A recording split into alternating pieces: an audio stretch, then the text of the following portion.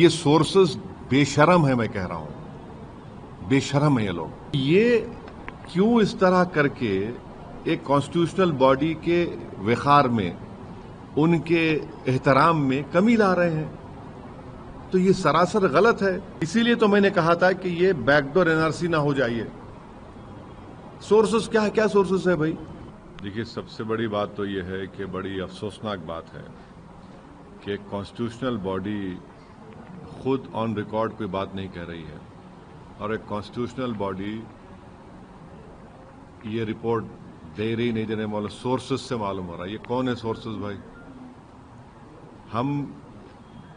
तकलीफ हमको इस बात की है कि कॉन्स्टिट्यूशनल बॉडी खुद कह दे इस बात को कि ये जो बोल रहे हैं। दूसरी बात यह है कि ईसीआई को किसने पावर्स दिया डिटरमाइन करने के लिए कोई सिटीजन है या नहीं है। तीसरी बात यह कि मैं सबसे पहली हमारी पार्टी थी जिसने कहा था कि ये जो एसआईआर हो रहा है बिहार में, ये एनआरसी बैकडोर से हो रहा है। वो साबित हो रहा है। ईसीआई को पावर्स नहीं है सिटीजनशिप डिटरमाइन करने का। और चौथी बात यह है कि वो कौन से बीएलओज हैं, उनका नंबर हम डिमांड करते हैं, इसे हमको दीजिए। हम अपने पार्टी के लोगों को बोलेंगे जाके इन बीएलओ से मिलिए और हमको बताइए कि कहां पर आपको ये जो नेपाली कह रहे हैं, म्यांमार के कह रहे हैं, बांग्लादेशी आपको मिले हैं। हाँ, पांचवी बात यह है कि आप इस तरह के सोर्सेस जो है वो भारत और नेपाल के ताल्लुकात तो खराब कर रहे हैं। रिश्ते होते हैं ना नेपालियों से, हमारे मधेसी लोगों से, तो आप तो पहले ही रिलेशनशिप अच्छे नेपाल से नहीं है, उसको और आप लोग खराब कर रहे हैं इस तरह की बकवास करके। छठी बात यह है कि 2003 में एसआईआर हुआ था। हम पूछना चाह रहे हैं इन सोर्सेस से, चलिए ईसीआई से नहीं, इन सोर्सेस से पूछना चाह रहे हैं उस 2003 के एसआईआर में कितने फॉरेन नेशनल निकले बताओ। सातवीं बात यह है कि जुलाई 19 2019 में इलेक्शन कमीशन ऑफ इंडिया ने एक जवाब का सवाल दिया जिसको जस्टिस लॉ मिनिस्टर ने पार्लियामेंट में दिया, और उन्होंने क्या कहा 19 जुलाई 2019 को कि ना 2016 में, ना 2017 में, ना 2019 में कोई फॉरेन नेशनल नहीं निकला। सिर्फ 3 निकले हैं, एक तेलंगाना से, एक वेस्ट बंगाल से, गुजरात से। तो ये सोर्सेस बेशरम है, मैं कह रहा हूं, बेशरम है ये लोग। और 8वीं बात यह है कि किशनगंज, अरारिया, पूर्णिया, कटिहार 2025 में समरी रिवीजन हुआ है। अब समरी रिवीजन में वहां पर नाम जिसके नहीं आए, किसके नहीं आए कि उसकी मौत हो गई, या वो शिफ्ट हो गया, या फिर वोटर नहीं मिला। समरी रिवीजन में कोई ये बात नहीं आई कि सिटीजनशिप का मामला आया या डॉक्यूमेंट अनअवेलेबल था। तो ये क्यों इस तरह करके एक कॉन्स्टिट्यूशनल बॉडी के विखार में, उनके एहतराम में कमी ला रहे हैं?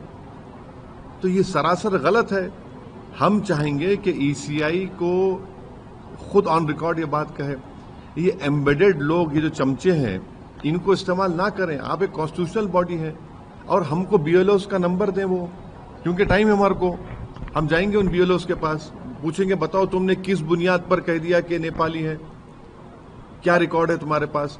और सुप्रीम कोर्ट ने प्राइमा फेसी कहा कि आप 3 डॉक्यूमेंट्स को देखिए, रेशन कार्ड, आधार कार्ड, तो आपने कह दिया तो उन 3 डॉक्यूमेंट्स को आपको देखना ही है।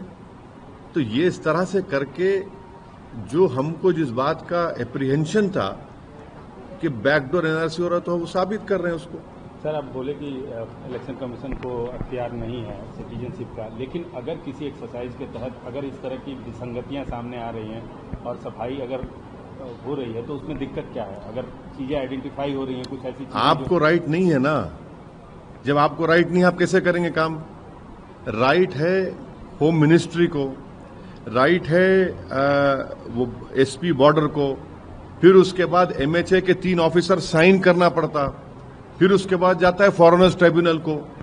आपको राइट ही नहीं है, क्यों कर रहे हैं आप ये? यही तो हमारा बुनियादी क्वेश्चन है। आपको राइट ही नहीं है, आप कैसे करेंगे? ये तो होम मिनिस्ट्री का काम है, और होम मिनिस्ट्री भी सबसे पहले वो एसपी बॉर्डर को जाता है, फिर एसपी बॉर्डर से एमएचए को आता है, एमएचए से 3 ऑफिसर साइन करते, उसके बाद फॉरेनर्स ट्रिब्यूनल को जाता वो। आप क्यों कर रहे हैं? आपको राइट ही नहीं है। इसीलिए तो मैंने कहा था कि ये बैकडोर एनआरसी ना हो जाइए। सोर्सेस क्या है, क्या सोर्सेस है भाई? और 2019 में पार्लियामेंट में जवाब दे दिया गया था कि ना 2016 में, ना 17 में, ना 19 में कोई फॉरेन नेशनल मिला वोटर लिस्ट में।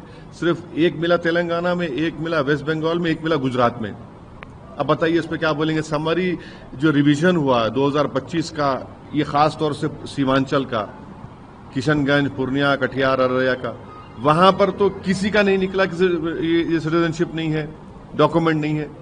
क्या बताया गया उसमें कि ये उसकी मौत हो गई वोटर की, या शिफ्ट हो गया, या नॉट फाउंड, एब्सेंट है। तो ये इस तरह करके ही आप लोगों में गलत मैसेज दे रहे हैं।